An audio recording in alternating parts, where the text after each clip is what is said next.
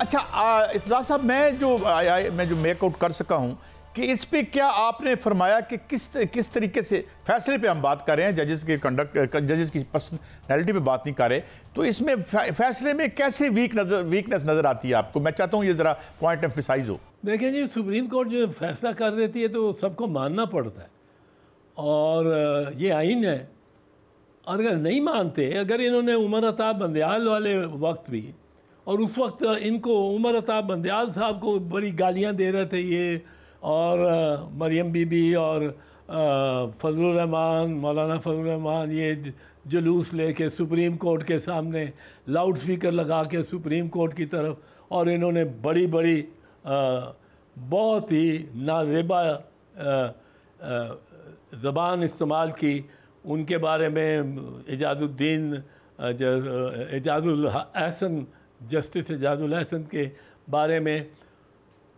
तो ये तो इनका बड़ा सिंपल है। अगर जज अपनी, सुप्रीम कोर्ट अपनी ताकत को पहचाने तो सुप्रीम कोर्ट क्या करे?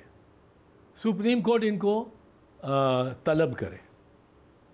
सुप्रीम कोर्ट को चाहिए था उस वक्त ख्वाजा आसिफ, नवाज शरीफ, शहबाज शरीफ, मरियम, इनको तलब करती। वो ना आते, फिर तलब कर लेते 2 दिन बाद, ना आते, यही था ना कि ना आते, फिर तलब कर लेते आप 2 दिन बाद। तीसरी दफ़ा बुला के उनको जब वो नहीं आते तो आप उनको कंटेम्प्ट का नोटिस जारी करें और उनको कन्विक्ट कर दें। समरी प्रोसीडिंग होती है कंटेम्प्ट में।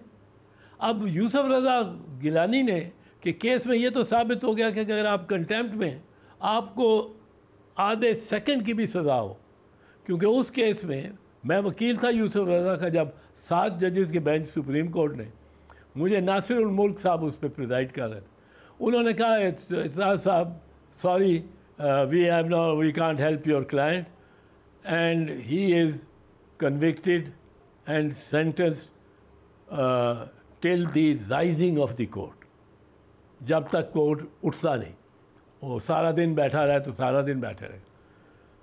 और उन्होंने कहा ये इसी एक ही सांस में we convict him to imprisonment, find him guilty and convict him to imprisonment till the rising of the court, and the court now rises। और यूँ उठ साथ ही and the court now rises. अब उसकी बुनियाद पे भी, उस सज़ा की बुनियाद पे भी जो वज़ीर आज़म गिलानी था वो डिस्क्वालीफाई हो गया। वो वज़ारत उससे गई, वो वज़ारत उज़्मा उसके साथ गई। अब इनको आपने सिर्फ डीलेजिटिमाइज़ करना था। फ़ौजी अदालतों को आपने कुछ नहीं, आपने सिर्फ डीलेजिटिमाइज़ करना है।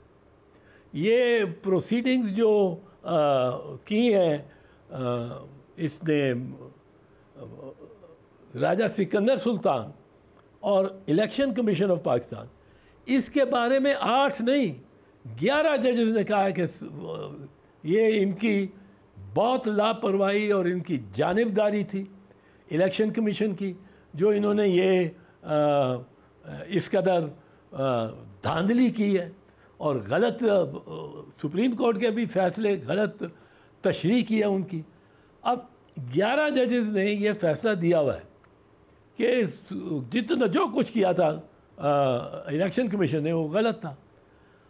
अब आपके पास आपने सिर्फ ये कह देना है कि he is disqualified and can not remain member of the national assembly और hold office as prime minister या मिनिस्टर।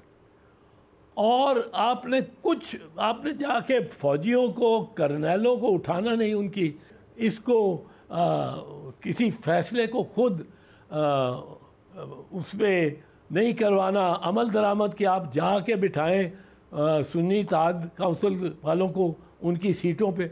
आपने नहीं, आपने डीलेजिटिमाइज़ करना है या लेजिटिमाइज़ करना है। जब आप ये कर देंगे तो फिर आप देखेंगे कि अयूब खान को भी जजों की क्यों ज़रूरत थी, ज़ियाउल हक को भी क्यों ज़रूरत थी। वो उस जोबन में फ़ौजी इनकलाब लाए हुए और इसको मुशर्रफ को क्यों ज़रूरत थी, और मुशर्रफ का अंजाम तो आपके सामने होना चाहिए।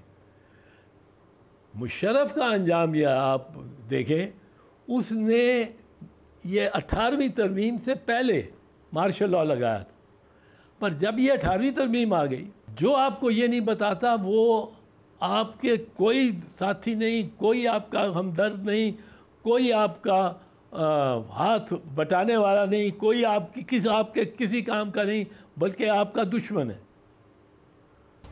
तो अच्छा, ये तारीख अब हमें ऐसी जगह लेके आ गई है कि जहाँ जी अब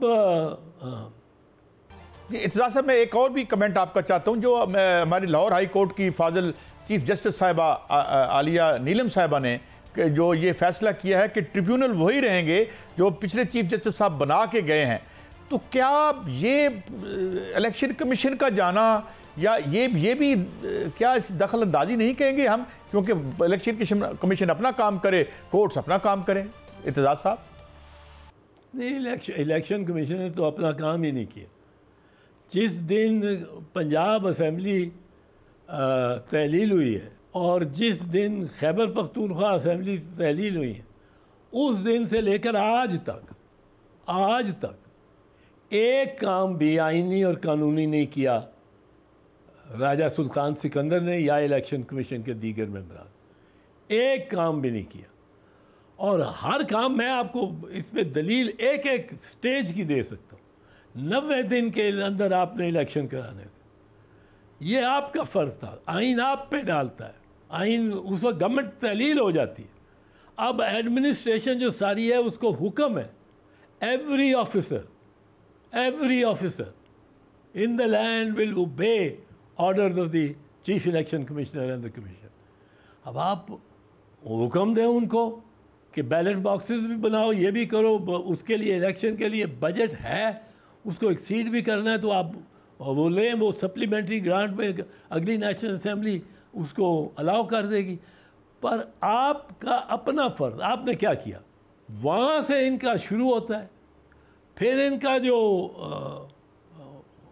एक सियासी जमात से उसका निशान ले लें कि जी ये सियासी जमात का निशान है। निशान तो वोटर का है, 2-3 करोड़ वोटर्स का है निशान, जिन्होंने उससे शनाख्त करके वोट डालना। हर इनका मफरूज़ा गलत, हर मफरूज़ा। कहते हैं कि पार्टियां जब ये इंडिपेंडेंट कैंडिडेट्स आ जाते हैं, ये तो बड़ा दुरुस्त फरमाया आपने। एक और मैंने आपसे रहनुमाई लेनी है, बड़ी अहम, क्योंकि वो एग्जिस्टेंशियल इशू बन गया है, और वो ये है कि ये IPPs तो लेके बैठ गए और अब तो इशराफिया भी बिलबिला उठी है। मैं आज मुझे एक मैसेज आया, तारक कुरैशी साहब हैं, कोई अमेरिका में फाइनेंशियल एनालिस्ट हैं, उन्होंने कहा क्योंकि मुआहिदों में ये भी बताया गया कि जनाब जो डिक्लेरेशन किया गया कि ये कौन सा मशीनरी है, नंबर 1 है, 2 है, इस्तेमाल शुदा है, तो इनको हम स्क्रैप कर सकते हैं। डू यू थिंक, आपकी लीगल क्या ओपिनियन है कि अगर ये मिस डिक्लेरेशन हुई है रिपोर्टेडली, तो क्या हम इन मुआहिदों से निकल सकते हैं?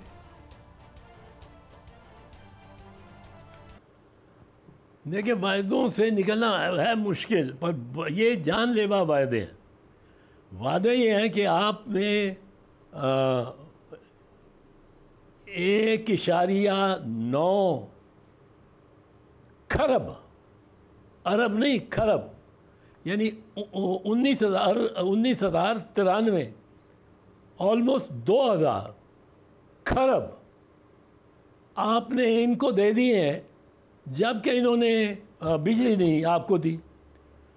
इनका ये कहना है कि जी हम तो लगाना चाहते ही नहीं थे पावर प्लांट पाकिस्तान में, पाकिस्तान ने हमें अपनी तरफ खींचा और उसमें हमें उन्होंने ये टर्म्स दी, शराइत ही ऐसी दे दी कि जो हमारे लिए बड़ी मुनासिब थी और बड़ा फ़ायदा था कि एक स्टेज भी ये भी आएगी कि हमें बग़ैर बिजली बनाए और जनरेट किए और इनको सप्लाई किए, हमें अरबों रुपए माहाना मिलेंगे, अरबों, 19 अरब एक कंपनी को मिले और कोई बिजली नहीं बनाई।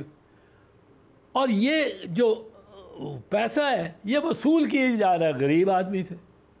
इंटरनेशनल अदालत हो, आप इन मुआहदों से निकल नहीं सकेंगे, क्योंकि आपकी हुकूमत ने ये दस्तखत किए, आपकी हुकूमत ने इन पे अमल किया है, अदायगियाँ करते रहे, उसकी परफॉर्मेंस ड्यू पार्ट परफॉर्मेंस होती रही सारा वक्त।